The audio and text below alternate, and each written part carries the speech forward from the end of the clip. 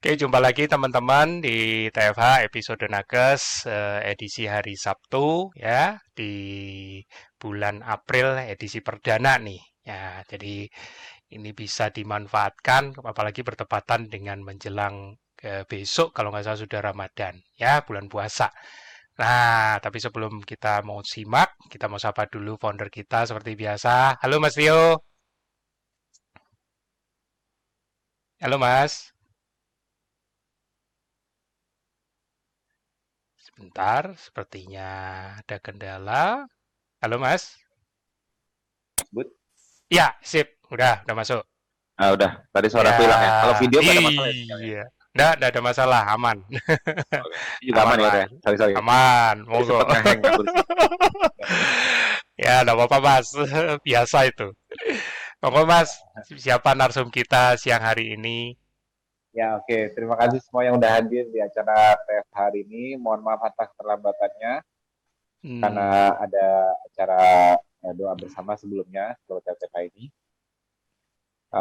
Jadi narasumber kita kali ini namanya Dr. Yulinda Erva, ya Mbak Yulinda. Aku manggilnya hmm, Mbak hmm. Mbak Yuli, Mbak Yuli apa Mbak Yulinda nih? Ah, sebentar. Oh, ini udah. Mbak Ya, Linda monggo aja. Mbak. Oh ya Ya. oke, siap Mbak Linda. Oke. Nah, Hmm, Mbak Linda nih, kita seperti biasa ya, seperti biasa Hmm, di tema-tema nakes sebelumnya, kita mau dengar hmm, sharingnya Mbak Linda mengenai hmm, pengalaman menjalankan KF-nya, misalnya awalnya kenal KF dari mana, terus mungkin di awalnya menjalankan KF alasannya apa, terus apakah ada perbaikan yang dialami, atau apa ada kendala-kendala menjalani KF-nya, dan saat menjalankan KF itu apakah bagaimana respon dari keluarga, mungkin lingkungan, sejawat jika ada, dan hmm. jika nanti Mbak Linda ada kira-kira apa sih yang masih mengganjal seputar KF ini yang mungkin Hmm. secara dari sisi yang Mbak pelajari sama ini sebagai dokter ada yang kayak kurang tepat atau yang masih mengganjal, jadi pertanyaan itu juga nanti saya tanyakan. Insya Allah jawabanku bisa bantu mencerahkan dan juga bisa sebagai konsumsi bagi audiens dan juga yang nonton YouTube-nya nanti untuk menyimak jawabanku dari pertanyaan Mbak Linda. Oke, Hmm. tanpa menunggu waktu lama, silakan Mbak Linda sharingnya. Bismillahirrahmanirrahim. Apakah suara saya terdengar dengan jelas? Oke, Terdengar, bagus. Mbak. Amin. Mantap. Oh ya, alhamdulillah. Hmm. Ya, Bismillah ya. Saya mulai ya, Mas. Jadi deg-degan nih. Iya, pertama apa-apa. kali, pertama kali saya kasih tahu perasaan saya dulu ya. Ya, boleh. Boleh, boleh, Mbak. Boleh dong. Pertama sih kayak nggak nyangka gitu ya, nama saya terpampang jadi narsum. Perasaan unbelievable juga sih. Pertamanya kan biasanya kan ngelihat-ngelihat aja ya, terus finally ada waktu, permulaan di bulan April 2022 saya jadi narsum. Ya Allah. Ya mau sharing.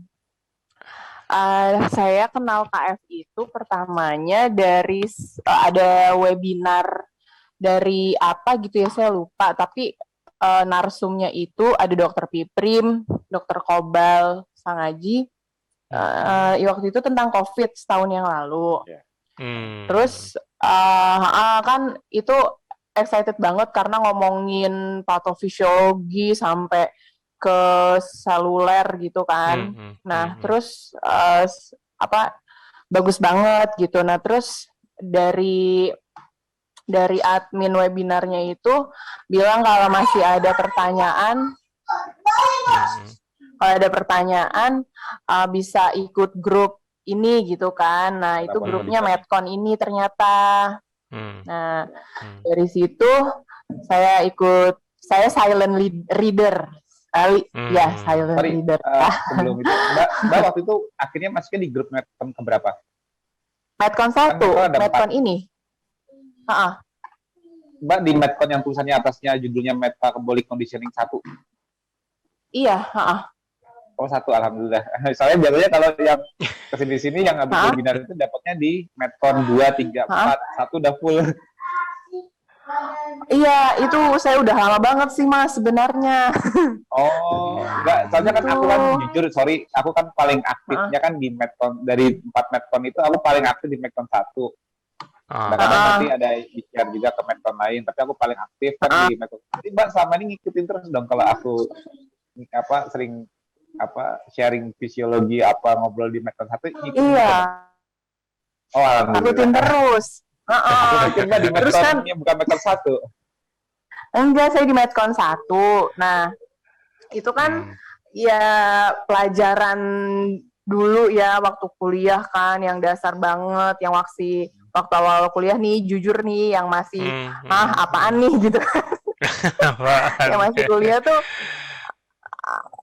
apa ya ya masih nggak mudeng lah ibaratnya. Jadi Hmm, kayak hmm, waktu hmm, dulu tuh yang penting lulus lah gitu kan ya. Jadi ilmunya itu jujur aja nggak terlalu apa ya nggak terlalu melekat lah bisa Dalam. dibilang. hmm, hmm, Hmm. hmm. Nah pas Mas Tio ngejelasin, masya Allah ini kayak dosen saya ya, wah hebat banget gitu kan. Amazing, amazing mulu tiap hari deh pokoknya saya Mas Tio gitu. Ya, Tapi bedanya malah Hah? merasa excited ya, Hah? Mbak ya. Kalau dulu sama dosen kan Kenapa? dicuekin. Kalau kalau dulu sama dosen di kuliah dicuekin. Kalau ini kok bisa sih? Kok bisa sih? Ditanyain terus malah malah Iya, pengen oh, tahu. oh. Iya betul Mas Budi. Oh. Dulu zaman kuliah ngantuk mulu Mas, itu kayak Nah, ngedongeng Mas. Aduh, parah banget ya. untuk untuk Aduh, udah untuk ngantuk. udah apa? Untuk udah di wisuda. Kalau nggak dibatalin nanti wisudanya. Enggak Mas, abis itu saya belajar sendiri Mas, jangan gitu dong. Wah, asik. Belajar sendiri abis itu. Lanjut, lanjut, lanjut, lanjut. Aduh. Iya, jadi dari situ saya mengenal KF. Nah, saya apa? Ternyata kan ini sebenarnya ini ya aplikasinya sih intinya ya aplikasinya adalah diet gitu bagaimana kita hidup sehat. Nah, tetapi ya begitu ya namanya eh godaannya berat, godaannya banyak nih Mas jujur. apa Jadi manusiawi. ya saya sempat ngejalanin loh Mas beneran Mas waktu pas lagi saya isoman. Waktu itu mentor saya itu dokter apa ya? Ada namanya dokter siapa gitu. Rahasia cie. Nah, itu saya KF tuh Mas beneran. Nah, terus enakan tuh ya pas lagi udah selesai isoman lumayan tuh ngejalanin kayaknya ini ya godaannya banyak jadi tergoda lagi deh. Oh, Gitu Mas. Kendalanya sih ini sambil ngomongin kendala ya Mas ya. Ya betul. Tuh kendalanya. Terus yang kedua mungkin karena dari dulu kan udah biasa ya orang Indonesia kalau nggak ketemu nasi nggak kenyang. Jadi gitu. Itu kendala ya. Jadi kendala itu sebenarnya dari faktor eksternal dan internal. Kalau dari internal yaitu karena mungkin faktor kebiasaan dari dulu udah biasa makan nasi, terus kalau nggak makan nasi belum makan gitu. Gitu. Terus internal ya, terus internalnya faktor internal lagi yaitu masih belum kuat sama godaan. Terus yang ketiga mungkin dari segi keilmuan belum nyantol semua gitu kan. Gitu.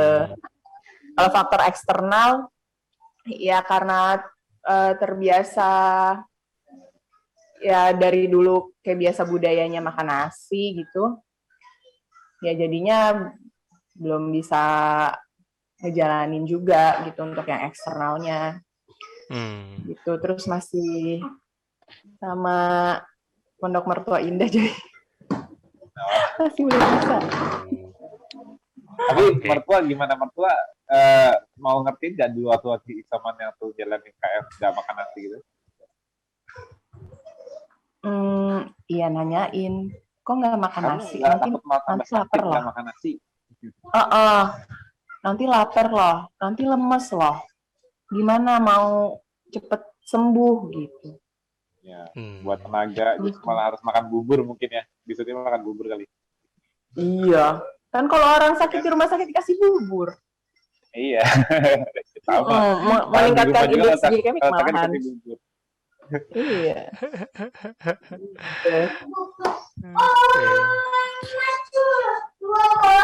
Maaf ya Mas kalau ada suara-suara itu suara anak Ya nggak saya. apa-apa, nggak apa-apa. Nggak apa-apa, Back sound, santai. ada back sound. Jadi Mbak Yulinda total ber-KF-nya sudah Ya. berapa lama Mbak? Maaf Mas, gimana Mas? Total ber-KF-nya sudah berapa lama? Total ber-KF-nya, aduh. Baru Mas, Baru ya? baru berapa ya? Hitungannya bulan sih. Jadinya. Apa ya memang justru yang nyubi-nyubi itu dicari. Ya Allah. Ada yang masih 2 bulan. Kalau yang udah lama memang menginspirasi, tapi yang nyubi-nyubi itu juga banyak pertanyaan itu yang mesti kita jawabin dan kita bantu. Kendala-kendalanya kenapa? Karena insya Allah nanti YouTube seperti ini nanti yang mengkonsumsi juga banyak nyubi juga yang mungkin punya kendala yang sama seperti Mbak Linda misalnya, sama-sama susahnya godaan dari belum makan kalau belum makan nasi atau betul teman-teman atau godaan ya. mungkin godaan tepung-tepungan ya, mungkin kayak kue apa gitu ya. Betul. Terus sama gimana kendalanya kalau ya ini mungkin ada yang sama ya, mungkin sama-sama di rumah mertua yang mungkin pahamnya masih beda, sedangkan harus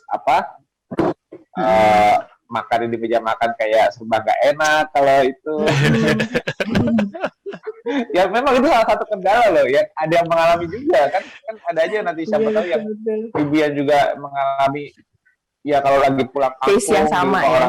Orang di rumah orang tuanya atau rumah mertuanya disuruh kamu ini kok nggak makan, karena kan pahamnya kan memang normalnya sekarang itu kan, apalagi kalau di Indonesia itu kan nasi itu kan aneh kalau nggak makan nasi gitu loh, ya kan? Betul. Itu kan? Ya, kan? Kayaknya afirmasinya Mbak Yulinda dalam banget. Ya, dan memang itu yang memang dicurhatin juga di Japian. Mas Tio. Ya nggak apa-apa Mbak, kan nanti kan kita bisa membantu menjawab karena bener Mbak, memang kendala-kendala yang simpel seperti ini kadang-kadang memang harus diungkapkan karena haters ya, pasti banyak yang mengalami hal yang sama untuk memulai KF itu. Kendalanya apa? Karena jujur Mbak, pola hidup kita itu memang pola hidup yang anti mainstream di masa kini, nggak bohong aku. Pola hidup yang anti mainstream, yang apalagi itu ya aku juga nggak bisa ngebayangin tuh repotnya Mbak kalau sama orang tua sih mungkin bisa deh karena anaknya sendiri, tapi kalau di rumah mertua itu aku nggak bisa ngebayangin itu perjuangan Mbak kayak apa. Iya. Karena jujur kan pasti nggak enak kan, maksud aduh gimana ya, serba salah ya itu memang itu kendala yang sangat gimana ya, kayak kita mau menjelaskan nanti terkesan mau menggurui, serba salah. Ya kan, bener nggak? Kalau sama orang tua kita malah kadang-kadang suka menggurui orang tua aja nggak mau paham. Kamu karena anaknya sendiri, kamu ngerti apa sih maksudnya gitu? Maksudnya kalau anak tua sendiri ya. Yang susah itu kalau sama mertua gimana coba? Bener loh, sama mertua itu serba salah, nggak mau terkesan menggurui. Tapi ya kita mau nggak makan karbo tapi gimana, nah ya itu di situ memang gitu loh. Di situ aku juga karena aku selalu ngajarin sebelumnya untuk jadi warrior itu harus menghadapi lingkungan eksternal, kita harus berani declare jati diri kita nggak makan karbo, dan kita bisa berani menjelaskan kenapa tujuannya kita nggak makan karbo seperti ini gitu. Itu kan kadang dengan kita dare to declare ini, kita malah dapat respect dan kita bahkan bisa menginspirasi orang lain untuk oh gitu ya, akhirnya mereka paham, oh ternyata karbo itu tidak esensial ya, oh ternyata kalau nggak makan karbo malah insya Allah kesehatannya lebih membaik, metabolisme lebih bagus, lebih nggak cepat lapar, apapun Mm. keuntungannya kita bisa menginspirasi orang lain saat cerita. Nah, kendala nomor satu, kita mau cerita itu ke mertua gimana tuh? Kesannya kan kalau orang lain gampang, teman gampang, orang tua sendiri gampang, begitu mertua, waduh, gimana caranya supaya nggak terkesan menggurui ya, menjelaskan sesuatu gitu loh. Itu agak juga kalau yang itu belum dapat jawabannya ya. Solusinya gimana? Mungkin Mas Budi ada ide? Oh, aku justru tadi mau Dibanyakin nanya. curhat tuh di chat tuh, Mas. aku aku malah jadi muncul pertanyaan nakal. Aku kan pasti sering bilang tuh mertuaku sih baik ya kan. Masanya sih Kalau enak-enak.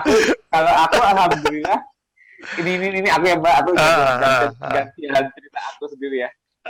Kalau aku mertua aku ya karena ikhtiarnya awalnya KF itu buat Alif Iya, iya. dan ikhtiarnya mereka harus paham dulu kenapa Alif begitu mulai empati kan, begitu mulai makan Alif kenapa kita nggak mau kasih karbo, kita jelaskan dulu karena ikhtiar anak-anak ya, karena memang Alif kan kebutuhan khusus supaya nggak kejang dia nggak boleh masuk karbo mah, aku ngomong bisa gini-gini. Ya, tapi kita benar-benar bisa menjelaskan, tapi akhirnya ibu mertua aku paham. Nah, yang aku mudah karena awal menjelaskannya karena Alif duluan kan, kita mau ikhtiar buat dia. Oke. Itu yang memudahkan aku, bukan aku tiba-tiba mau diet apa-apa, walau aku dulu posisinya masih 114 kilo, gede banget gitu. Ya, Beda dulu, cerita ya. Ini cerita dikit. Iya, beda Jadi cerita itu nanti. Merit, kenapa mertua aku kan orang Padang.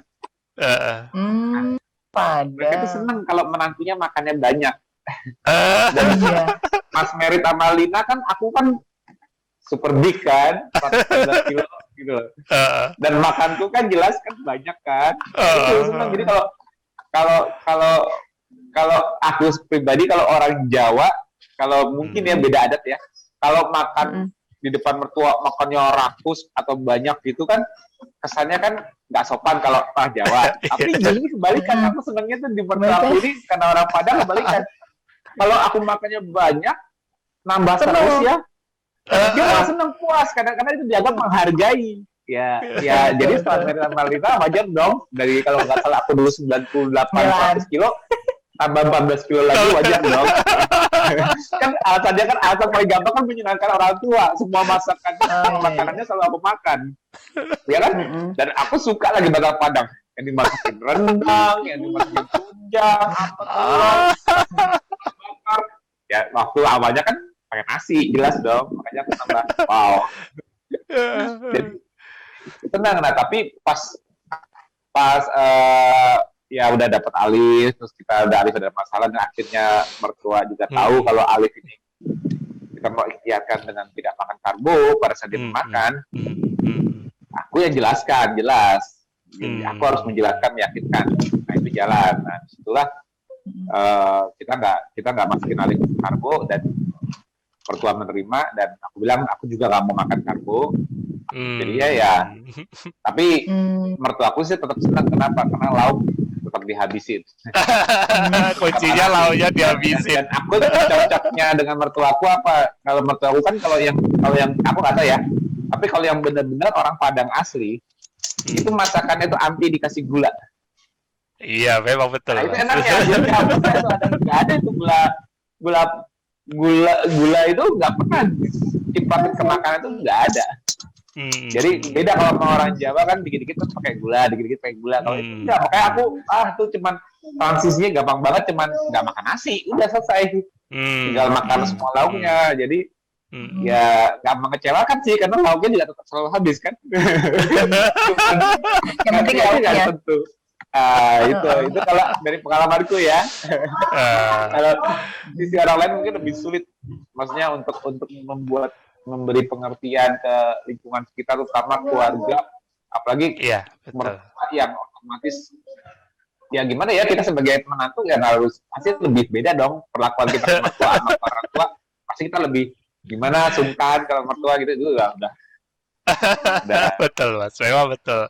Kadang-kadang pas acara keluarga, kadang-kadang pas acara keluarga gitu, istriku pas ikut ada yang ngomong, ini si Hesti kok kurus banget, nggak dikasih makan apa? Aduh, Aduh, repot. lewat. Nah, kebetulan mama mertua juga nimpalin. Iya, memang nggak makan nasi. Aduh, kali. Aduh, kita mau jelasin mulai dari mana? Iya, Aduh, susah. susah banget. Makanya yang susahnya kan menjelaskan ke seseorang yang kita sungkan dan tidak mau terkesan Iya, menggurui. Itu yang susah iya, gitu. iya. Kalau orang tua sendiri kita misalnya gini, kalau ada wario yang keluh karena pulang kampung disuruh orang tuanya, ya namanya anak kan bisa berargumen sama orang tua. Tapi Iya. kalau mertua gitu, waduh, Jadi Mbak Yulinda kayaknya nggak sendiri kalau punya masalah yang sama. Ivan yang sudah 6 tahun bahkan masih 13 tahun aja juga masih. pasti itu kendala. Iya, kita tahu kan, mungkin kita bisa menjelaskan, tapi kita selalu ada kesungkanan ini loh yang kadang-kadang Hmm, suka jadi kendalanya. hmm. Mbak Yulinda dulu ber-KF-nya kalau boleh tahu tadi kalau misalnya aku tadi mungkin lebih diceritakan lagi awalnya itu sebenarnya kenapa ya? Kalau boleh. Karena memang kan karena webinar ya. Terus yang Ya, membuat betul. membuat tertarik itu apanya? Apakah karena takut waktu itu ada COVID atau bagaimana, Mbak? Iya, awal saya ini kalau saya ber-KF itu karena saya isoman ya. Oh, Isoman seperti sobat. kena COVID yang ketiga, Masya Allah. Oh, Itu elah, benar-benar Tiga tiga kali kenapa? kali. Tiga kali. benar-benar itu luar biasa. Saya yang Waduh. pertama, iya, jadi saya pertama itu kan sampai masuk wislet karena yang Iya. kena itu saya sama asisten. Jadi Heeh, kan nggak heeh. mungkin di rumah. Mm-mm. Nah, walaupun sih gejala ringan, cuma kan kalau bertiga gitu kayaknya lebih baik di wislet aja gitu kan. Soalnya kan Mm-mm. temen Mm-mm. satu puskes udah ada duluan di wislet. Dia sekeluarga Mm-mm. juga, suaminya dia sama anaknya. Terus Mm-mm. dia bilang sama aku kan waktu itu kita lagi deg-degan kan nunggu hasil. Mm-mm. Terus dia japri aku kalau misalnya ada juga yang kena di rumah lebih baik Mm-mm. ke wislet dia bilang gitu karena lebih nyaman kalau waktu dulu kan yang Mm-mm. masih awal itu loh Mas yang tahun Iya. 2020 saya kena itu pertama kali ya udah Oh, kan Tapi akhirnya tapi itu juga dia tapi itu satu juga rumah ya momennya ya lagi lumayan lagi banyak serem-seremnya ketak. Mas Oh, iya lagi serem-seremnya betul, betul. iya Mm-mm. nah terus ya terus saya ya udah mendingan daripada apa-apa di rumah gitu kan ya Mm. lagi serem Mm. banget kan waktu itu ya udah dirujuk aja di dan Wislet. qadarullah juga itu banyak banget kan kalau saya kan puskesmas kelurahan Mm. kecamatannya kan Kramat Jati. Nah Mm-mm. jadi waktu itu juga teman-teman juga banyak yang kena jadi kami tuh sampai satu bis Mas Oh, satu oh bis ya? dulu kan ilah. sekolah kan ini ya PJJ kan sampai bus Mm. sekolah kan gak dipakai. Nah, Mm-mm. di rujuknya itu pakai bus sekolah, saking Ush. banyaknya. Dulu, dulu tuh ya kan, ya udah tuh, udahlah ya, alhamdulillah udah sehat. Nah, Mm. terus saya yang kedua ini saya nggak tahu kalau saya kena, nggak apa ya, bukan nggak tahu, apa sih lebih ke nggak ada gejala, cuma gini doang. Kok saya pilek ya? Kok kayaknya nggak enak Mm. gitu kan? Ya Mm. udah, Mm. coba aja deh swab gitu. Udah positif gitu kan. Mm. Ya udah isoman di rumah karena cuma saya Mm. doang yang kena Mm. yang lain keluarga nggak ada apa-apa ya udah dan available kan kalau waktu dulu sih di Mm. rumah sih Mm. ya udah tuh udah selesai nah yang zamannya ini mas Delta ya kalau nggak salah ya iya Delta Delta ya, tuh Ya, yang zamannya 2021. Delta tuh iya tuh mas tuh kena lagi. zamannya Delta wah itu parah banget saya Hmm. lebih parah dari yang pertama kalau yang pertama kan emang ya ada gejala tapi ringan waktu Hmm. pas Delta akhirnya saya di swab wah benar positif tapi saya di rumah cuma available juga memungkinkan kalau saya bisa di rumah gitu kan waktu itu Hmm. terus pas dari situ saya apa sampai saturasi sempat turun gitu kan. Tapi saya tetap baca-baca KF soalnya dulu kan Mas Tio ngomongin itu kan badai sitokin kan ya Mas ya. Iya. Hmm. Saya ingat banget tuh. Hmm. Dulu lagi bahas gencar-gencarnya badai sitokin. Ya udah saya mencegah jangan sampai terjadi badai sitokin. Terus saya baca-baca juga grup Medcon. Terus waktu itu ini yang siapa yang mau pilih mentor gitu ya Mas? Ingat nggak Mas Oh Tio? iya, grup Kalau isoman. yang lagi isoman, iya, kalau ada yang mau milih mentor silakan mau milih siapa gitu kan? Oh iya. Ya. Nah ya udah dari situ deh saya ada mentor saya yang di grup Medcon udah ngasih tahu gitu. Saya ber-KF. Alhamdulillah gejalanya cepet perbaikan. Terus setelah isoman saya masih ngejalanin KF bertahan berapa bulan gitu ya. Itu lagi Mas. Biasalah omongan orang yang itu kayak istrinya Mas Budi itu loh. Kamu kurusan sih. Aduh. Oh iya kenapa harus gitu ya? Kayaknya gimana gitu deh. Aduh, kalau cewek tuh udah body shaming tuh. Aduh. Kayaknya petir. Tensi ya dengan body shaming. Bener deh. Kalau kan mana waktu itu kan sempet lama kan gak masuk ya. Soalnya orang-orang gini kan rata-rata tuh kalau orang habis isoman kan katanya gendut gitu ya.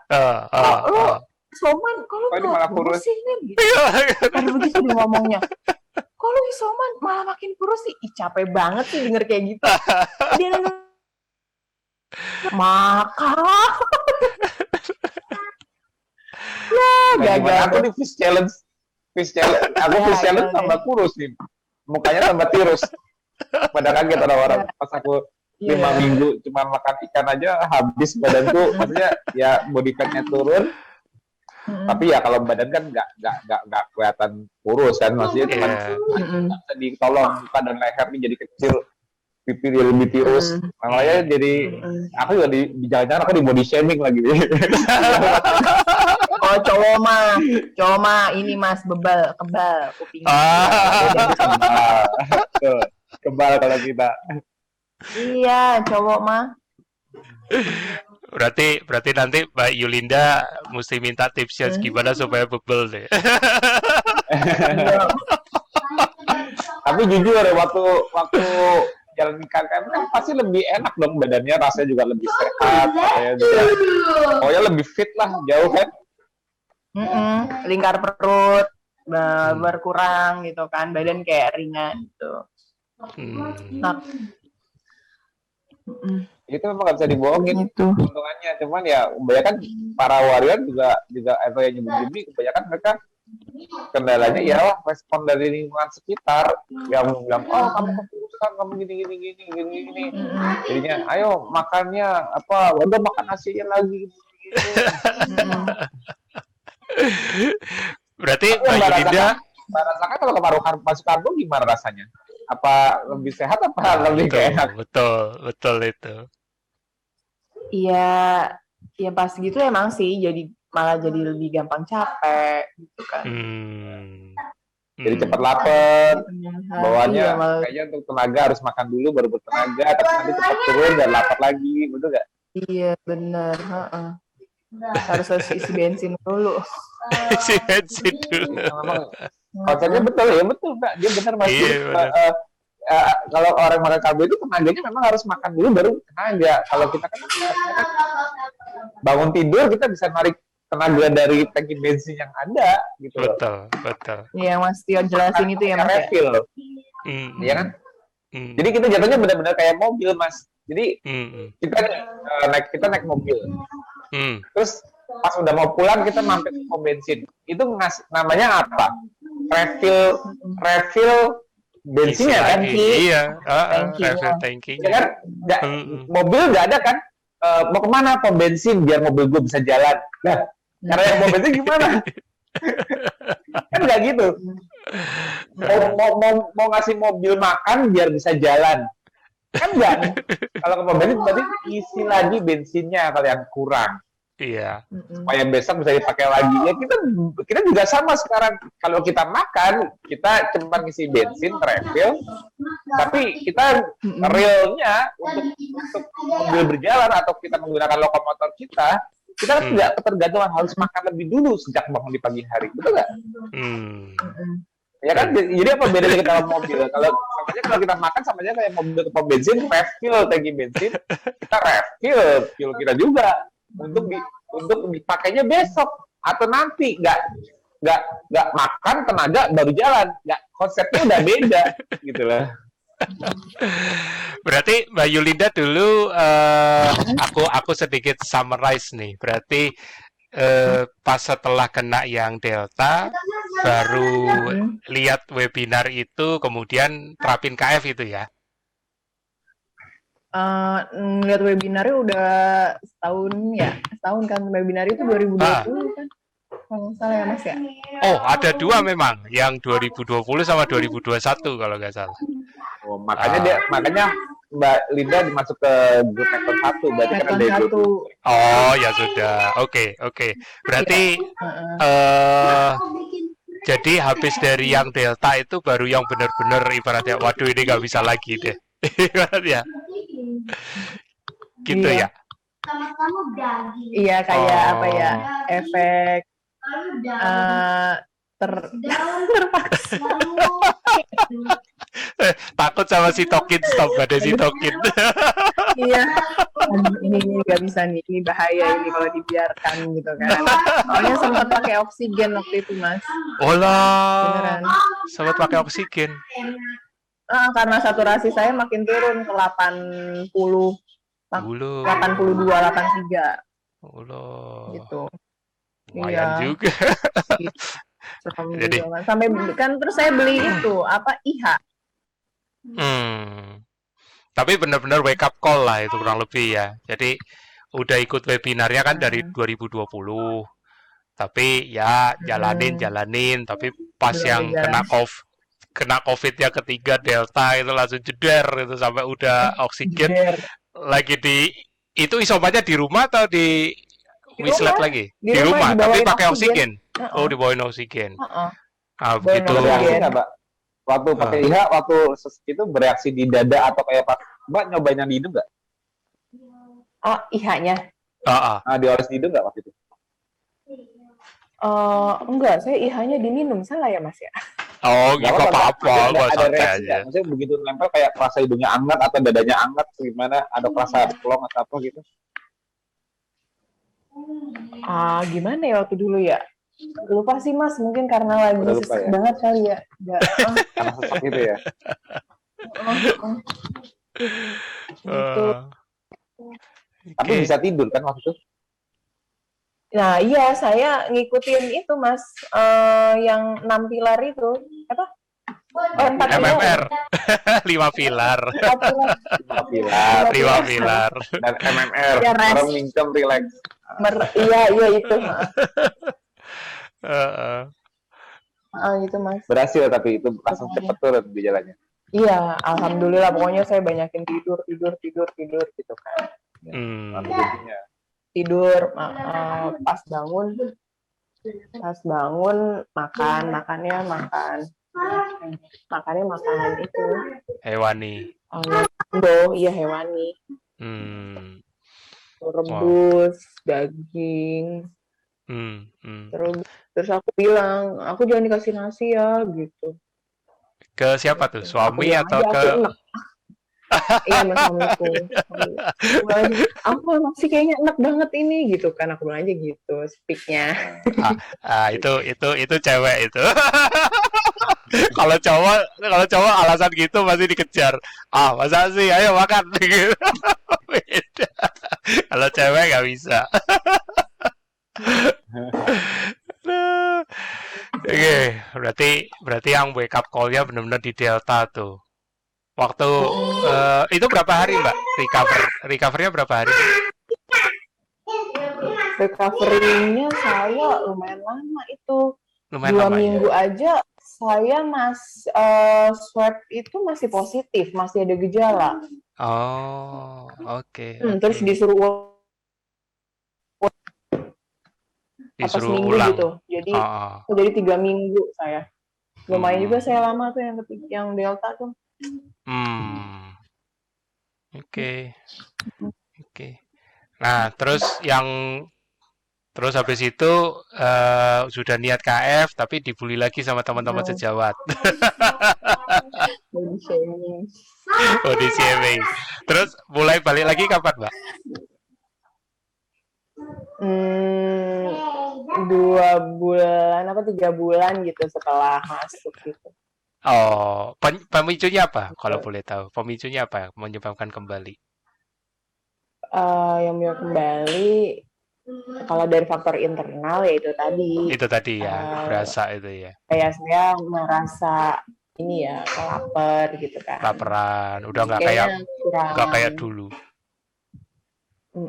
kayak kurang tampil nih kalau nggak makan nasi gitu kan ya. Hmm, hmm, hmm, hmm. Terus juga variasi makanan di sekitar tempat kerja juga itu aja gitu ya. Terus Hmm. itu jualnya nasi bungkus Padang ya lo. Kan tahu sendiri kalau beli nasi bungkus kayak gimana nasinya. Jangan ngomong, Tadinya banyak jangan ngomong ada Mas Nasi Tio, Mas Tio udah tahu itu. Dia spesialis Padang dulu. sampai sekarang juga masih pecinta Padang kok. Tanpa nasi. Masih gila. Oke, jadi udah gitu. Nah, Tapi Mbak Linda ini, aku kemarin sebelum ngajak dia ke acara ini, ah, karena tadinya Mbak Linda lagi japri aku. oh Ada ya, nggak cerita Mbak masalah kalau diizinin loh. tapi Ya mungkin sih katanya janji nggak kasih tahu nih. Nggak boleh, Mas. ini kan bukan masalah ilmu pengetahuan kan? Oh iya, Ya kan kenapa nge-sharing ilmu pengetahuan. Nah, tapi aku sukanya apa? Dia tertarik dengan fisiologi. Fisiologi apa tuh, Mas? Fisiologi apa Dia tuh? dia dia dia dia tertarik dengan fisiologi. Maksudnya aku ngajarin sampai akhirnya karena ada pada japri aku nggak bisa kan Mbak Linda kan pengennya telepon, ya udah boleh nggak apa-apa. Ya itu kita ngobrol panjang lebar mengenai fisiologi. Makanya Ngajar Pak kasih dosen, tahu Pak dosen. konsep dasar berpikir. Karena nanti kalau misalnya insya Allah Mbak Linda jadi melanjutkan untuk sekolah haji, aku sarannya untuk agar mudah menangkap ilmu dari dosen, kita harus tahu fondasinya dulu. Kan ilmunya kan pasti kan textbook ya. Aku sih nggak pernah melalui jalur textbook kalau belajar secara ini kan. Kalau kedokteran kan pasti textbook itu ada kayak kurikulum, betul nggak sih Mbak? Aku kan nggak pernah lewat kedokteran. Iya betul. Iya, Modul. betul. Jadi ada modul kan. kuliah modul Yang organ. modul kita di telepon itu Mbak dengarnya seperti modul apa fondasi? Fondasi nggak modul itu maksudnya ini Mas. Kurikulumnya modul fisiologi gitu. Oh. Kalau ambil Bio. di telepon kemarin gimana Mbak? Mbak cepet Itu- paham gak ya aku? Ya, bentar Mas ada iklan. Nggak apa-apa, santai. Santai. Kalau yang waktu kemarin jelasin itu, ya itu apa ya, enak gitu ngejelasinnya kayak buku tapi seperti di buku tapi lebih cara penyampaiannya enak gitu. Kan kalau buku kan nggak bisa animasinya kan, nggak bisa analoginya. Mas, mau bilangnya Mbak Linda itu pasti buku berjalan yang bisa ngomong. Justru aku senangnya tuh kalau lagi berusaha jelasin fisiologi itu, aku pengen nyari cara menjelaskan udah sederhana belum ya? Maksudnya udah bisa ngebayanginnya bisa nggak ya gitu. Boleh nggak aku cerita ulang sebentar apa yang aku jelasin ke Mbak Linda?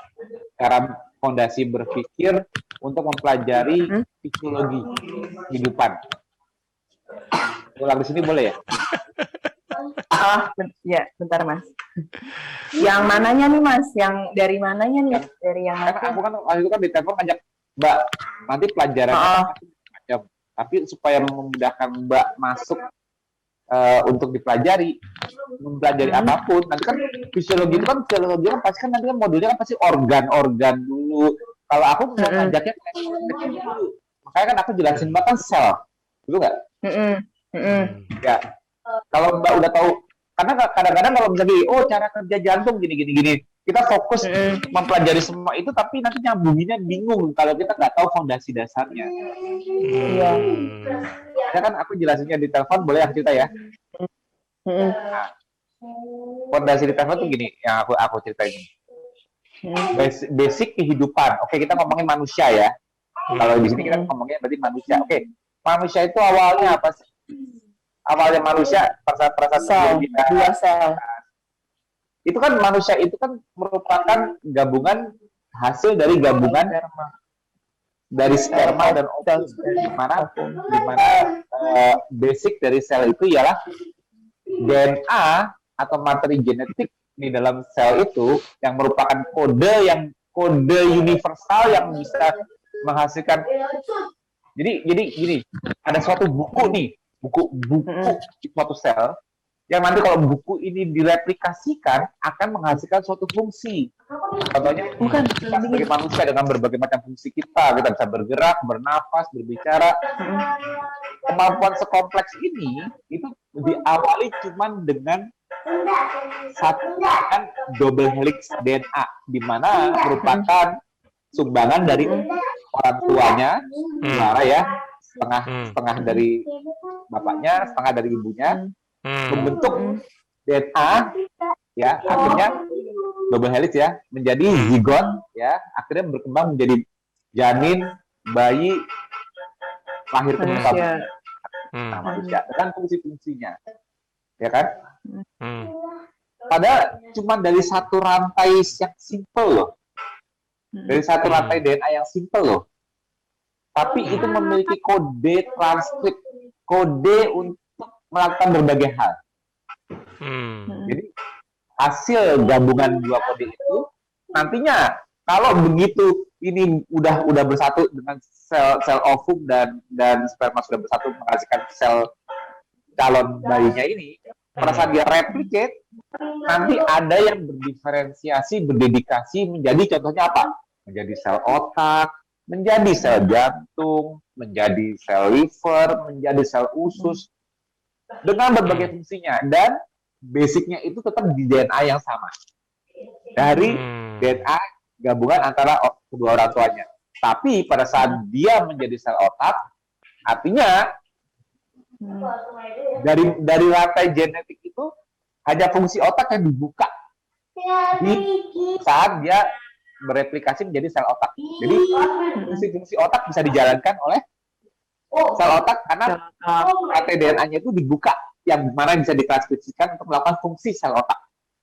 Tapi di situ juga masih ada catatannya untuk melakukan fungsi sel jantung, sel liver, sel imun, sel apapun di tubuh kita. Ada catatannya, cuma nggak bisa dibaca, di blok. Hanya untuk sel otak itulah cara sel dari sel yang stem cell jatuhnya, yang multipoten, artinya bisa menjadi sel apapun. Saat dia mature atau berdiferensiasi, artinya apa? Dia hanya mengizinkan sel materi genetiknya bisa ditranskripsikan sesuai dengan fungsinya sel tersebut ditakdirkan, atau mature-nya, dewasanya ke arah mana, itu sebutnya namanya diferensiasi. Dari basic itu barulah menjadi berbagai organ, nantinya menjadi kumpulan-kumpulan menjadi organ jantung, organ liver, dan sebagainya. Nah, itu fondasi dasar sebelum kita belajar fisiologi yang lebih kompleks lagi nantinya. Tapi kita dapat, nah, nanti begitu menjelang dapat biokimia, itu kan modul yang berbeda lagi, nanti kan bingung tuh, benar nggak? Supaya kita benar-benar ngerti biokimia itu fungsinya apa, nanti aja dulu dari basic pengetahuan sel tersebut, cara melakukan fungsinya, barulah kita belajar biokimia. Tapi karena kan menghasilkan reaksi-reaksi kimia yang dibutuhkan untuk melakukan fungsi, betul kan? Tapi kita mempelajari engineering-nya dulu nih. Kalau suatu sel yang sudah mature, sudah berdiferensiasi, contohnya jadi sel otak, sel jantung, cara dia melakukan fungsinya gimana?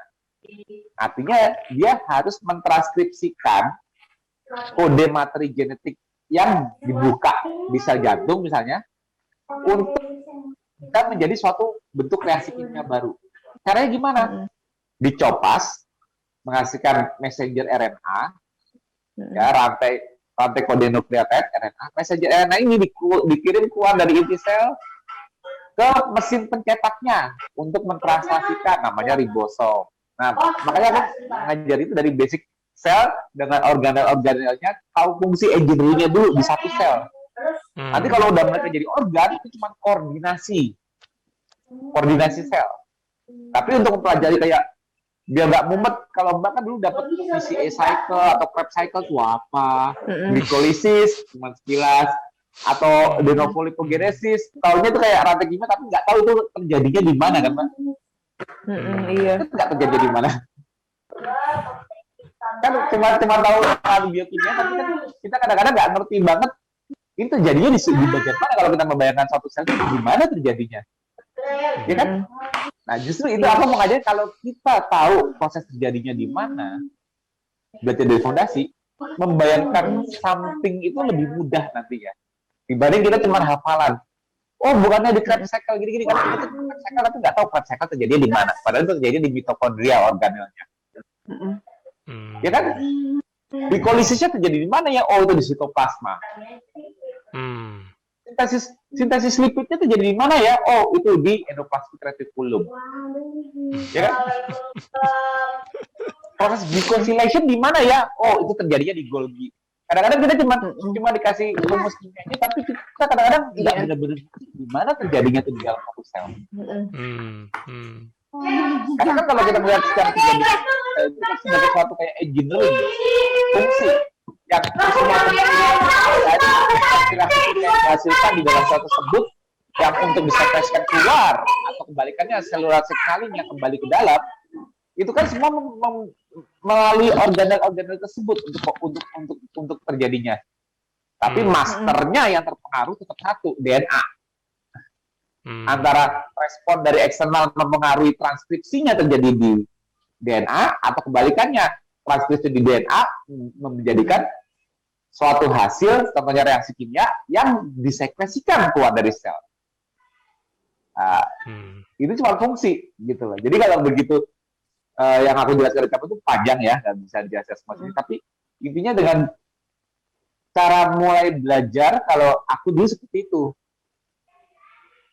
Karena aku nggak ngikutin modul apapun, tapi aku mau ngerti dari dasar, ya aku belajarnya seperti itu dulu. Tahu strukturnya dulu, tahu engineering-nya dulu. Baru dari situ aku ngeraba sampai aku ngerti seperti sekarang. Jadi aku belajarnya ala engineering-nya dulu, nggak tiba-tiba oh masuk kelas biokimia, terus masuk kelas apa, mumet. Nyari itu nyambungnya di mana ya? Betul nggak, jujur Mbak? Mbak mengalami seperti itu nggak? Mumet nggak? Nyambungnya antar kelas tadi apa ya? Yes. Iya. Iya gitu, mungkin karena dikejar awas Ya, normal. karena Kalau ya, sayang gitu kan, ya, terus fokusnya ke nilai mungkin kali ya, salah saya sih. bukan salah, Jadi emang itu jadi kalau nggak fokus, gimana Mbak bisa lulus dan jadi dokter, nggak bisa juga sih. Itu bukan salah Mbak, yang harus melewati seperti itu, nggak bisa. Kalau aku cari kejar nilai, jadi kan gampang, aku bisa punya waktu yang aku benar-benar mengerti sendiri.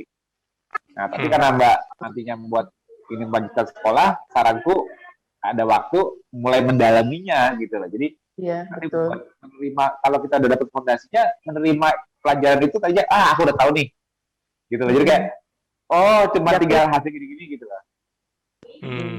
Iya. Nah itu basic fisiologinya. Tapi kalau menurut dari penjelasan Bu, KF ini make sense nggak secara fisiologi, Mbak? Iya, make sense. Tapi kan karena ya itu tadi ya Mas, menyerapnya kan pelan-pelan gitu ya. Cuma jadi mungkin baru berapa persen gitu yang nyerap. Nah ya udah, jadi mungkin Mas Tio boleh ibaratnya gini ya, maaf ya, seperti siraman rohani ya. Ini enggak maksud ini ya Mas ya. Agama apapun lah maksudnya ya, agama apapun gitu kan. Keimanan kan naik turun ya. Nah, jadi mecas keimanan kita tuh misalnya kalau dalam Islam kan ikut majelis taklim misalnya, dengerin ceramah.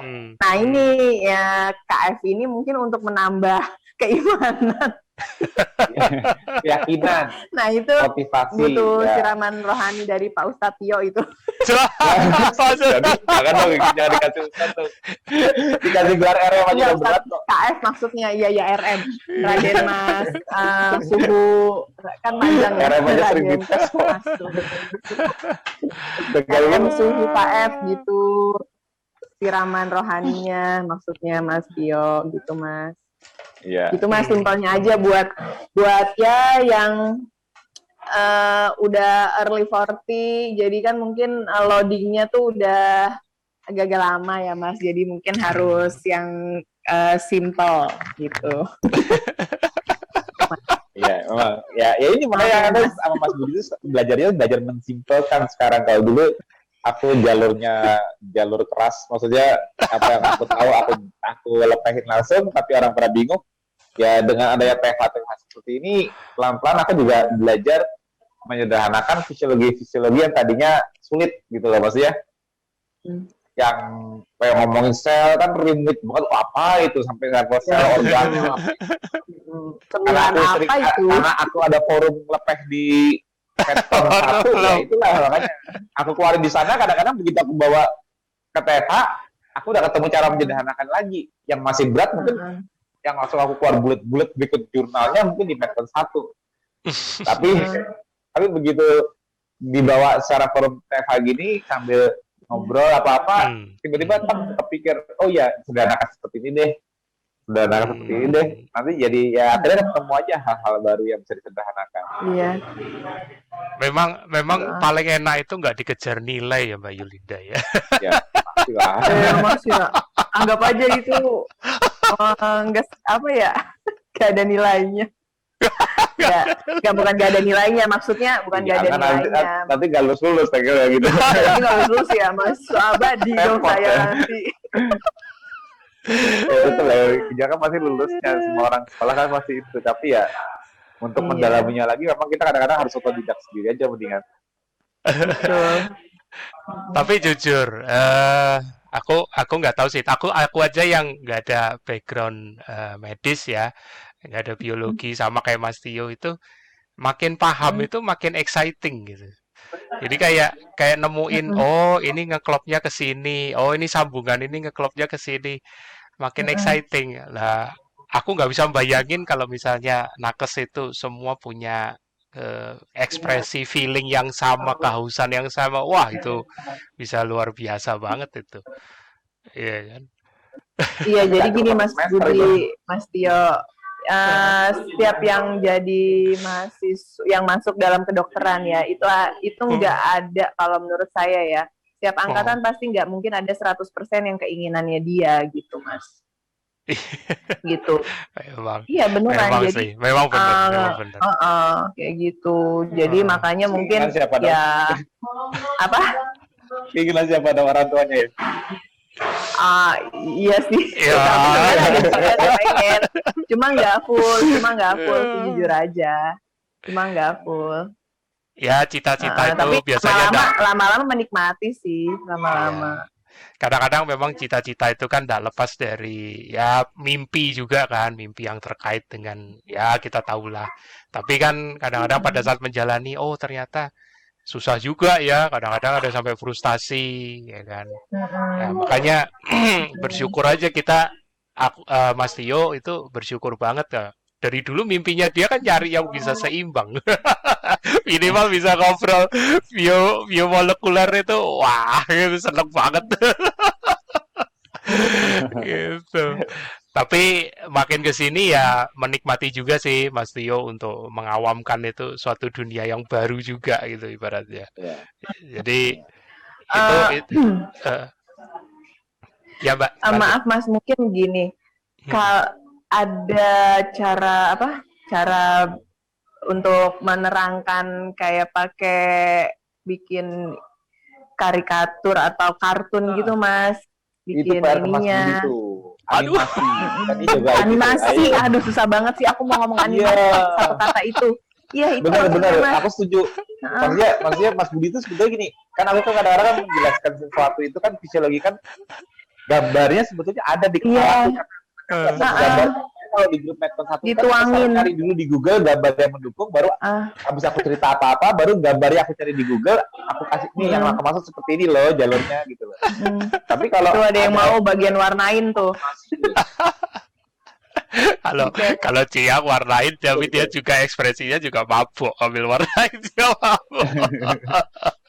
Iya Mas. Kayak saya Jadi itu membayangkan animasinya 3D itu loh ya. itu Mas Tio, maaf Mas Budi, itu di YouTube saya baru nemuin ada nama YouTube-nya itu Armando Hasidungan. Oh iya. Ini Iya. offense ya. Nah itu kalau pernah ngeliat itu bagus banget dia yang gambar, dia yang ngejelasin. Iya betul. Itu dia animasi kayak gitu kan. Wah, jadi siklus IT-nya jago juga loh dia. hepatik apa semuanya. Iya, siklus Iya, hepatik IT-nya jago dia. ya. Wah, keren banget ini ya. Wah, ini kalau dari dulu ada Dengan mana animasi ini. kayak gitu yang si Armando Hasibuan itu dia, tapi aku bener Mas, aku pernah nonton ya Armando Tahu kan itu ya, Mas, ya? Hasudungan. Armando Hasudungan. Hasudungan. Iya, Hasudungan. Maaf ya, Iya, saya salah ngomong. Maaf. Oh, Pinter dia bikin animasinya. ya memang Iya. segmen itu beragam, mulai dari yang memang pengen tahu detailnya langsung, ada yang baru istilah umum aja juga udah keriting, ada yang model begitu. Jadi memang kita harus bisa nempatin juga kalau mau pukul rata full kayak misalnya yang tadi Mbak Linda bilang, tidak semua orang bisa menikmati gitu kan. Ada yang keteteran juga. Tapi ini aku melihat sih teman-teman komunitas sudah mulai paham. Kita 3 tahun yang lalu istilah gluconeogenesis itu nggak familiar. Iya, betul. Sekarang udah paham loh. Orang-orang Hebat. orang-orang awam itu, oh kita glukosanya dari GNG, udah bisa disingkat lagi. Jadi uniknya, alhamdulillahnya nih Mbak, alhamdulillahnya ya, dengan komunitas KF itu bikin awareness science meningkat di kalangan betul. Karena dulu orang awam tuh mungkin nggak tahu insulin itu apa, mungkin nggak tahu prosesnya di mana, mungkin nggak tahu ngomong diabetes aja sakit gula. Diabetes mellitus itu ngomongnya ya sakit gula. Enggak, saya enggak diabetes. Saya sakit gula. Iya. makanya aku senangnya awareness para warrior itu di KF itu sekarang mereka yang tadinya orang awam itu tapi akhirnya vocab atau isinya pemahaman yang vocabulary kedokteran hanya dipikirnya itu hanya didapat di kedokteran, tapi mereka pelan-pelan mereka bisa paham. Malah kadang-kadang ada yang warrior cerita, karena saya jelasin waktu itu pakai business gitu, maksudnya saya jelasin ke dokter saya bahwa gini dokter, tapi dia bisa ngerti apa dia ngomongin. Dokternya bilang, oh ada dari medis juga ya? Enggak, saya bukan dari medis kok tahu gini-gini, kayak dia ngomongin ngomongin di polisi. Jadi kalau udah baca kayak gitu kan pikir kayaknya orang medis nih. Padahal bukan, itu karena ilmu yang di-share itu akhirnya dia ngikutin, akhirnya dia ikut paham. Padahal orang awam gitu loh. Iya, itu. Enggak gitu loh, alhamdulillah loh.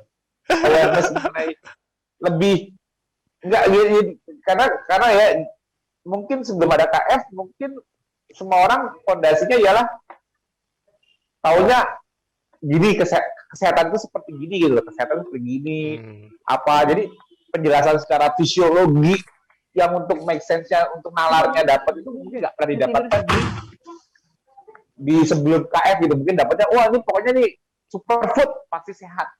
Oh ini kalau ini harus dengan vitamin ini gitu loh. Wah ini harus obat ini. Apa namanya?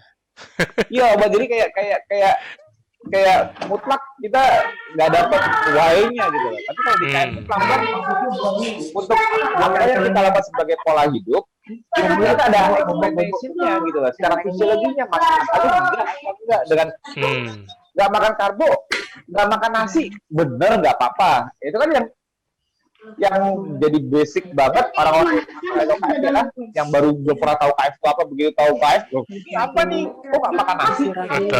Betul. Sampai tahu nggak makan nasi, tapi bisa explain secara fisiologi, akhirnya dia, oh masuk akal secara fisiologi. Itu kan luar biasa gitu loh. Ada yang bisa explain sampai segitunya, ya kan? Betul, Nggak Mas. cuma diterima, udah nggak makan nasi aja kalau sehat. Kan nggak disuruh bulat gitu loh. Itu. Dikasih nalarnya dulu, analoginya, explain secara saintifiknya, baru dapat. Nah itu aku rasa mungkin sebelum KF ada di Indonesia, mungkin belum, orang-orang di grup-grup lain belum sampai segitu ya, Mas. Iya, Belum sampai memang. sedetail kita Memang. kalau ngomongin gitu. Memang.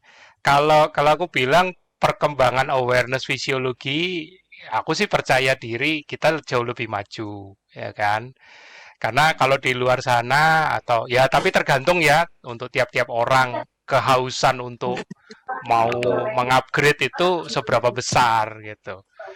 Karena ilmu itu ya kayak tadi Mbak Yulinda bilang kayak Armando Hasudungan itu juga salah satu referensiku dulu, Mas, belajar Krebs Cycle awal-awal mabok juga sih awalnya, tapi dapat animasi gitu jadi oh ini maksudnya Mas Tio. Kalau dari Mas Tio nggak dapet. Keras. Kalau dari Mas Tio keras. Ya, itu kan lepasnya masih berat. Keras. Belum bisa menganalogikannya. Tapi nggak apa-apa, Mas. Kalau udah gitu, nggak mencari Armando. Ya betul. Gitu.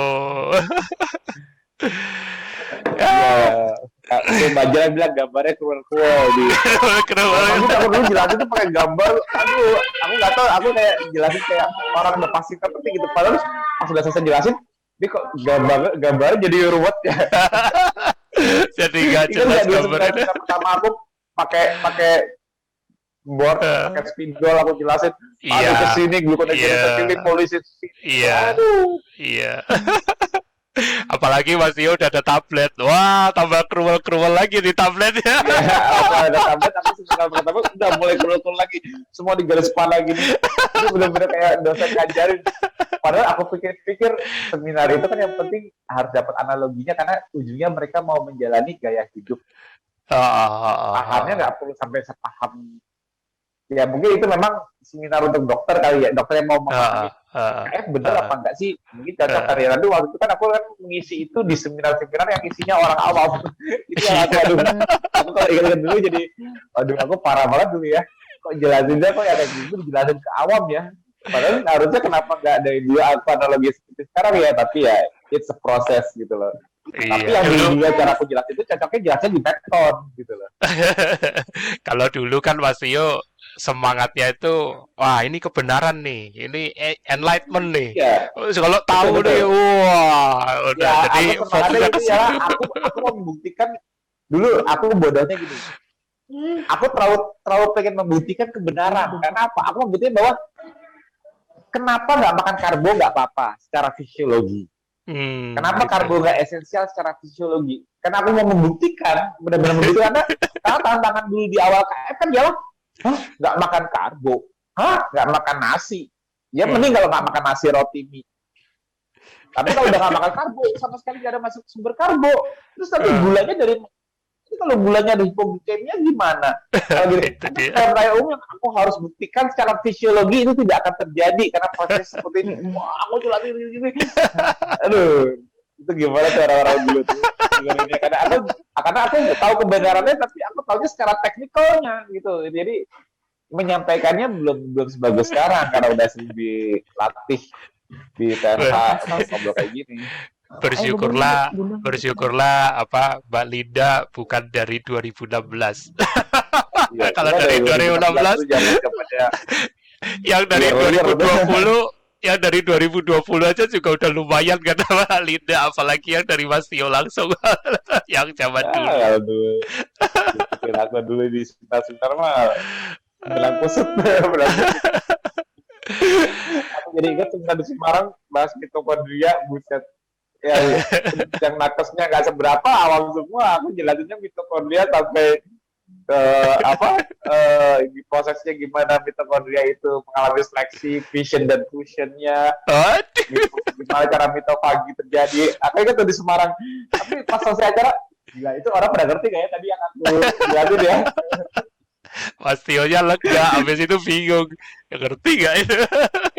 Iya, karena aku nggak bisa berhenti pada saat udah menjelaskan. Aku pengennya orang tahu sedetail. Aku tahu detail, tapi orang pengen aku kasih tahu semuanya kebenarannya. Tapi aku lupa kapasitas untuk bisa belajar cepat dan detail itu nggak dapat pasti. Itu yang aku bisa Aduh. Teknikal. Tapi kira-kira sekarang Mbak Linda juga sudah jauh lebih lebih upgraded lah ya kalau bilangnya ya, lebih diperlengkapi ya, lebih yakin dong sekarang. Udah sering dengar dari Mas Tio di Medcon 1, penjelasannya juga sudah lebih membumi dibandingkan awal-awal. Gimana Mbak Linda? Kalau Mbak Linda ini? Iya, saya udah memahami, cuma kan untuk mempraktekkan itu ya butuh proses. Karena proses adaptasi ya biasa lambung isinya pengenalannya nasi gitu kan, terus yang masuk kok bukan nasi gitu sih, mungkin adaptasi itunya. Gitu. Nggak apa-apa Mbak, itu nanti pelan-pelan akan ini kok. Karena sebelum Mbak Linda juga kita ada beberapa narsum dulu TFH juga punya pengalaman mengajarkan ya di luar SOP yang sudah berlaku. Tapi mereka juga kayak berinisiatif untuk membuktikan juga bahwa iya loh ini benar loh pada saat misalnya contoh sindrom metabolik DM gitu ya. Begitu banyak kasus yang akhirnya juga membebani kondisi keuangan dari pasiennya karena harus insulin terus-menerus ya kan dan tidak beres-beres. Tapi begitu diterapkan ini hanya merubah pola hidup aja.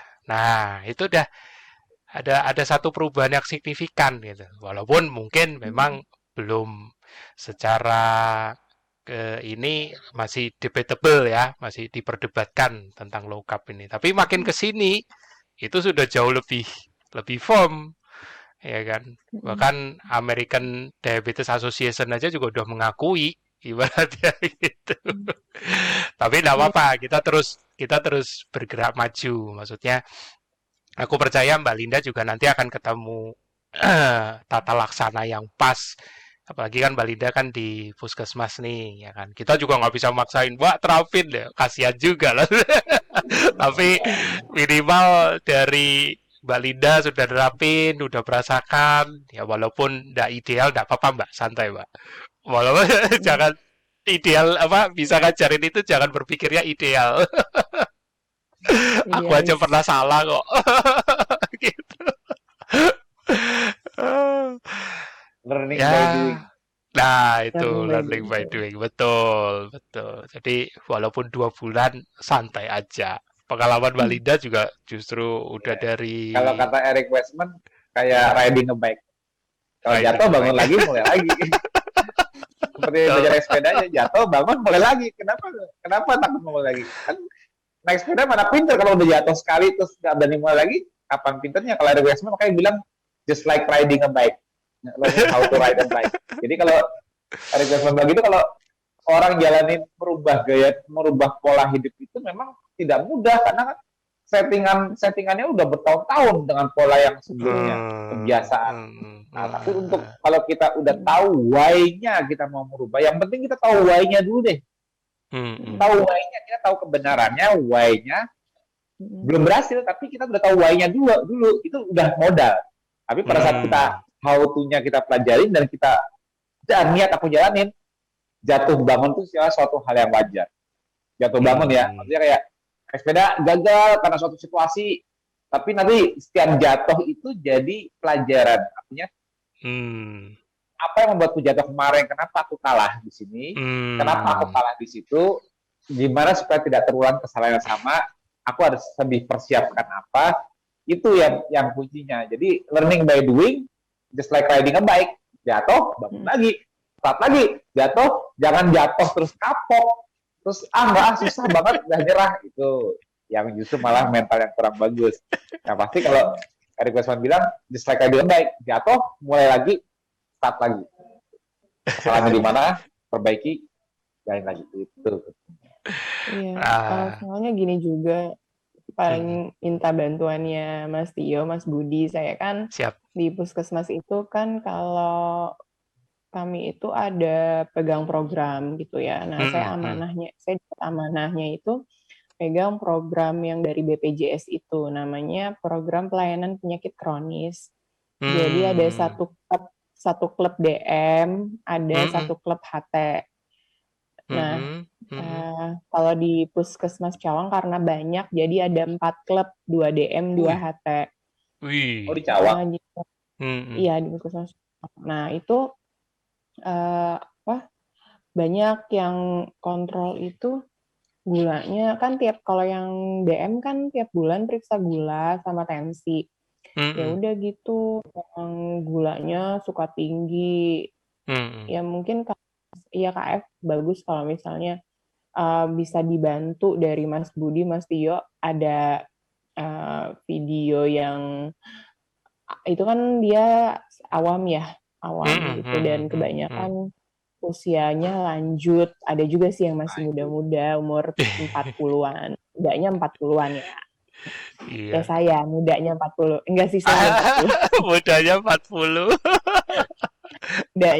mudanya ya gitu ya. Nah, terus jadi maksudnya tuh mungkin bisa dibantu dibikinin video apa gitu, nanti saya bantu buat bagus tuh Mas Budi tuh. edukasi gitu. Untuk yang paling edukasi yang paling simpel awam tuh. Itu di chat juga ada tuh Nur Hayati tuh. Dia juga ikut di grup dia kliniknya punya 5 grup. Mbak Nur Hayati Sahid, dia di kliniknya ada 5 grup, edukasinya juga 5 pilar DEN, 5 pilar KF. Nah, mungkin kalau Mbak Nur Hayati Sahid, by the way, Mbak Nur, sebetulnya sih Mbak Nur Hayati Sahid ini sebenarnya kalau dia cerita gimana caranya dia bisa mengajak, karena aku yakin di grup-grupnya dia juga pasti kebanyakan yang awam dan lansia. Kan belum ada videonya tuh, nggak tahu tuh cara gimana Mbak Nur Hayati Sahid cara nge-share-nya itu mungkin bisa jadi ilmu juga tuh buat Mbak Linda. Tapi ya memang kalau ada videonya lebih gampang lagi. Saya nih coba tonton video ini deh. Cara itu juga tantangan tuh buat Mas Budi untuk secara general menjelaskan ke orang yang saya gula darah saya segini nih dok, kok tinggi banget, saya harus apa? Nah, mungkin maunya Mbak Linda simpelnya, coba kamu tonton ini deh, gitu kan? Mbak? Nah, itu betul. Itu kan mau ngejelasin kan waktunya terbatas ya, Mas. Betul, emang kendalanya pasti kan waktu karena banyaknya pasien. Tapi kalau ada suatu video yang bisa di-share nih, tonton terus berkali-kali. Ya, misalnya gini.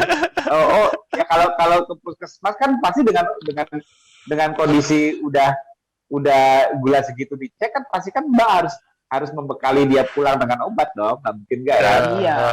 Ya, tapi pengennya Mbak sekaligus menitipkan video YouTube yang dia bisa pelajari sehingga dia pengennya nanti kalau datang lagi ke saya menjalankan gaya hidupnya seperti di YouTube itu. Nanti saya maunya kesini saya tapering down, bukan nambah. Saya maunya nurunin dosis. Kalau kamu kesini lagi tanda gula kamu nggak turun-turun dengan obat yang saya kasih, berarti kan nggak rubah pola hidup, malah saya harus naikkan lagi. Ya, pengennya saya kamu datang sekali, saya kasih obat, tapi tonton, rubah gaya hidupnya, balik, saya turunin obatnya. Pengennya gitu kan? Atau lepas bahkan. Siap. Tuh, Mas Budi. Kayaknya mahal. Jadi ngasih PR nih. Ya apa? Tapi itu ide bagus nggak? Iya. Nggak, tapi itu ide bagus karena aku yakin kayak pasien di puskesmas kan rame banget kan. Hmm, hmm. Untuk mempelajari KM ini kan butuh apa ya? Bayangkan aja kalau Mbak harus jelasin satu-satu apa-apa gitu. Apa selesainya nih antreannya orang yang di belakang udah pada waduh nih kok lama banget sih kalau ketemu dokter. Enggak kan repot. Nah, mungkin pengennya Mbak Linda itu seperti itu. Siap. Jadi treating tapi juga menyiapkan ajuvan Tapi terapinya. lurus. Itu tapi lurus. Betul.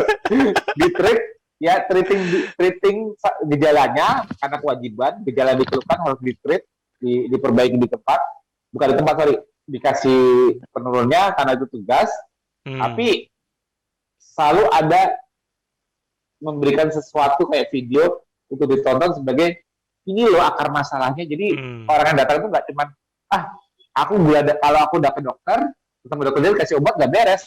Dia nggak ada pengen mengkoreksi gaya hidup dia salah apa atau dia nggak tahu apa yang salah. Kalau saya kalau udah gula segini, saya taunya minum obat ya seumur hidup. Boleh. Iya. Atau ada juga yang gini, saya udah minum obat kok, berarti saya udah suka-suka dong makan saya apa. Nah, itu dia. Langsung udah nyambung. Langsung udah nyambung. Saya ketemu yang kayak begitu tuh, Mas. Masya Allah. Jadi nah, itu ya. Kan Mbak juga agak sulit punya waktu untuk menasihatinya kan. Maksudnya pengennya biar nasihat itu why-nya tahu sendiri dari video kan. Jadi menghemat waktu gitu kan, maksudnya gitu kan. Iya, betul. Ya ada kalau gitu aku termasuk yang menunggu. Aku mohon maaf, Mas. Siap. Ini casan aku nggak tahu ini lagi nyelip di mana. Baterai aku 14. Oh, oke. Ini juga udah. Ini juga udah mau selesai nih. Ini udah mau selesai.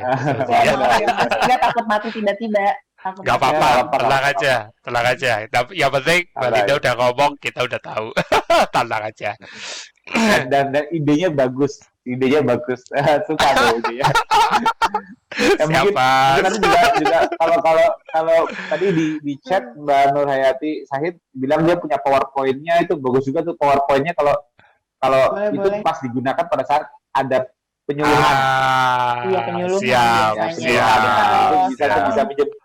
Mbak Nur Hayati Sahid itu ada di grup Medical 1. Nanti kalau Mbak di grup ngomong aja, minta tuh kalau saya ada penyuluhan, pinjam tuh PowerPoint-nya. Nah, itu. Kalau dikasih ya Mbak Nur Hayati ya.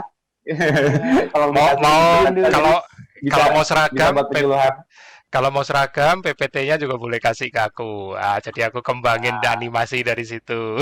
Nah, tuh ide bagus tuh PPT-nya yang punya Mbak Nur Hayati Sahid kasih ke Mas Budi. Terus Mas Budi ngembangin jadi animasi jelasin, jadi kayak jadi video YouTube deh, bisa share juga deh. Nah, iyalah, bisa buat. Mas Tio banyak subscribernya loh, Mas. Nanti ya kan untuk apa kemanfaatan bersama juga, ya kan? Iya. Gitu. Kayak yang tadi Mbak Linda bilang paling pusing sama yang pasien atau orang yang sudah minum obat terus merasa sudah bebas ya. Di KF juga sama sih, Mbak. Udah merasa ketosis terus gak jaga tidur, gak jaga ini, sama aja. Sering juga. Jadi itu sifat alami manusia memang. Jadi pada saat merasa fit, pada saat merasa sudah lebih bagus, stamina lebih enak, nah kadang-kadang lupa diri, ya kan. Tapi itu manusiawi, ya kan.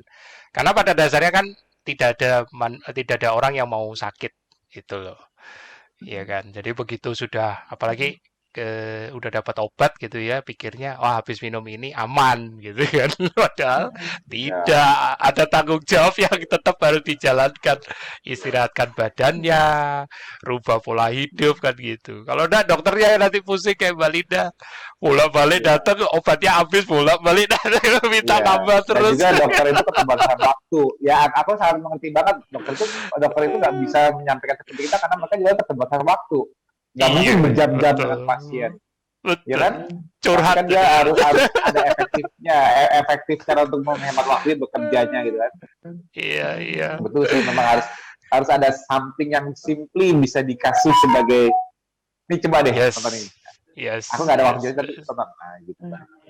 Jadi itu kayak ide bagus tuh, bisa diterapkan. Nanti pasti insya Allah banyak kalau Mas Budi jadi Mungkin di grup Medcon banyak juga yang bisa dokter-dokter lain yang juga bakal Pakai. ngambil YouTube-nya atau PowerPoint-nya untuk membuat orang lain bisa simplinya mereka memahami gitu ya. Memahami Iya. dengan jadi efektif quote. Jadi mereka ketemu pasien 10 menit 15 menit tapi pesannya itu yang nggak tersampaikan karena dia kan harus diagnosa dulu, analisa apa, harus nulis resep obat. Tapi nih, kamu buka link ini, kamu buka ini atau apa YouTube ini, tak coba deh kamu pelajari di situ deh. Insya Allah nanti obatnya kita taper down kalau kamu benar-benar menjalaninya. Sip. Mungkin itu untuk ya makanya bekal ya. Benar juga sih, bekal itu dibutuhkan karena susahnya dokter itu kan, para nakes ini kan susahnya ialah waktu. Waktu ini betul Mas. Kita aja butuh waktu lama kan, banyak dan lama untuk mencerahkan seseorang kan. Nah, Kayaknya cuman kita yang nggak pakai jadwal praktek, Mas. Ya. Jadwal Teva. Oke, Mbak Linda, monggo kasih closing statement. Moga-moga baterainya masih cukup. Dulu nih sebelum Silakan. Ya ini udah merah-merah. Ya. Closing statement-nya kalau dari saya ya tetap semangat untuk memperbaiki diri ya. Dan apabila keimanan sedang turun ya harus disiram. Charging. Siraman rohani. Ya maksudnya ya ini apa yang kita oh iya saya percaya ini KF kan selain kita paham sama teorinya tapi kalau nggak percaya kan sama aja nggak mau menjalani juga gitu. Betul. Oke, sip. Pesannya padat. Harus ya kalau saya ada salah-salah kata ya. Ya, santai. kalau inspirasi, kalau ide-idenya juga bagus.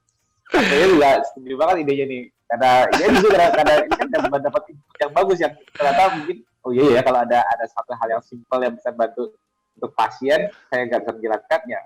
Ini ide bagus, aku senang malah. Pas akhirnya ini bagus nih. Iya dong. Ini bagus. Dan Mas bisa follow up. Siap. Aku juga lagi nimbun materi kok, Mas. Oke, thank you Mbak Linda ya, supaya ndak makin kepikiran sama handphonenya nanti. Monggo dicas dulu. Santai. Ya, makasih banyak. Thank you juga untuk Mas Tio ya, yang ndak pernah lelah untuk dalam tanda kutip ngelepehin ilmunya. Amin. Tapi kita berusaha untuk jadi sumber inspirasi terus ya Mas ya. Karena Amin. ya bagaimanapun kita nanti akan simbiosis mutualisme juga dengan para nakes di garda depan. Oke, teman-teman, terima kasih. Bagaimanapun juga waktu yang membatasi, tapi inspirasi, semangat dari para narasumber TFH, baik itu nakes dan juga warrior, tidak akan pernah padam. Simak minggu depan siapa yang akan muncul. Ya, jadi teman-teman pastikan jangan sampai ketinggalan. Oke, sampai jumpa dan dadah.